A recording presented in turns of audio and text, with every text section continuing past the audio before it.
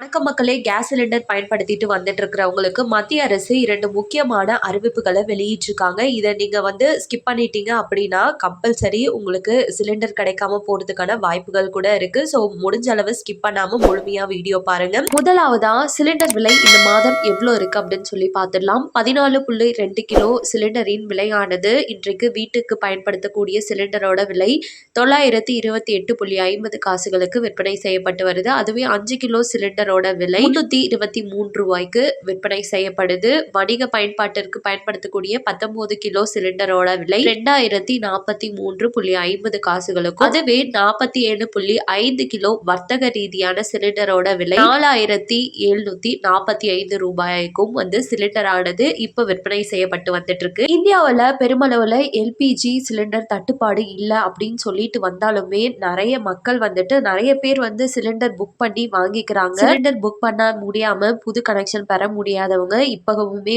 கள்ள சந்தையில தான் பெறக்கூடிய அவல நிலை இப்ப ஏற்பட்டுட்டு வந்துட்டு இருக்கு. அந்த கள்ள சந்தையிலுமே 2ல இருந்து 4 மடங்கு பிரைஸ் அதிகமா தான் வச்சு வித்துட்டு இருக்காங்க. அதுவும் இல்லாம ஓடிபி மூலமா தான் இப்ப இந்த சிலிண்டர் டெலிவரி பண்றதுனால இந்த கள்ளச்சந்தையிலயும் நிறைய தட்டுப்பாடுகள் அப்படின்றது ஏற்பட்டு வந்துட்டு இருக்கு. இதனால மக்கள் தரப்புல இருந்து நிறைய கேள்விகள் எழுப்பப்பட்டு வந்துட்டு இருக்கு. எங்களுக்கு சிலிண்டர் கிடைக்கல, என்ன பண்ணட்டும், இந்த மாதிரியான கேள்விகள். இதற்கு என்ன ஒரு ஆப்ஷன் கொடுத்திருக்காங்க அப்படின்னா, நீங்க ஆன்லைன் மூலமா நியூ கனெக்ஷனுக்கு விண்ணப்பம் செய்யறவங்க எப்பயும் போல விண்ணப்பம் செய்யுங்க. அது கம்பல்சரி கிடைக்கும். பக்கத்துல இருக்கக்கூடிய கேஸ் ஏஜென்சிக்கு போயிட்டு விண்ணப்பம் செய்யணும் அப்படின்னு பாத்தீங்கன்னா அங்க சில தட்டுப்பாடுகள் மூலமா உங்களுக்கு இப்ப கனெக்ஷன் நியூ கனெக்ஷன் கொடுக்கறது இல்லைன்னு கூட சொல்லலாம் அப்படின்ற அறிவிப்பு வெளியாயிருக்கு. இதனோடவே பாத்தீங்கன்னா மத்திய அரசானது சிலிண்டர்களுக்கு வழங்கக்கூடிய இந்த மானியம் தொடர்பா பல்வேறு விதிமுறைகளை இப்ப அமலுக்கு கொண்டு வந்திருக்காங்க. ஆண்டு வருமானம் 10 லட்சத்துக்கு மேல ஒரு குடும்பத்துல பெற்றுட்டு வந்துட்டு இருக்கீங்க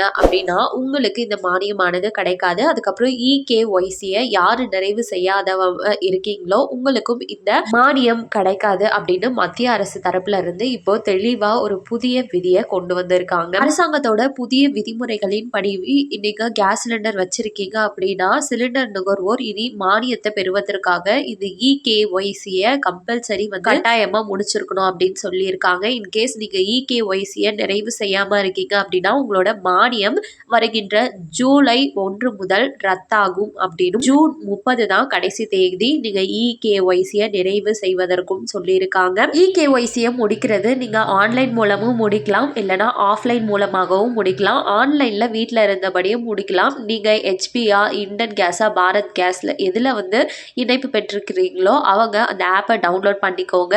அதில் ஆப்பை லாகின் பண்ணதுமே ReKYC அப்படின்ட்டு ஒன்று இருக்கும். அதை கிளிக் பண்ணீங்க அப்படின்னா உங்களோட மொபைல் கேமராவை ஓப்பன் ஆகும். அதை பயன்படுத்தி உங்கள் முகத்தை ஸ்கேன் எடுக்கிறது மூலமாக UIDAI அமைப்பு உங்கள் முகத்தை அடையாளம் கண்டு சரிபார்த்து எந்தவித ஆவண பணிகளும் இல்லாமல் உங்களோட EKYC செயல்முறையை உடனடியாக நிறைவு செஞ்சிடும்.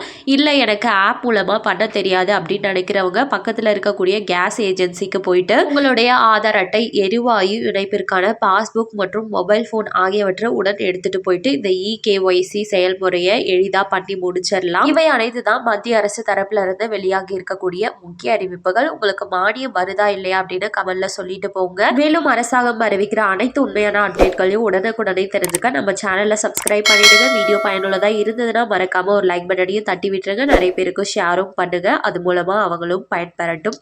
நன்றி. மீண்டும் அடுத்த வீடியோல உங்களை சந்திக்கிறேன்.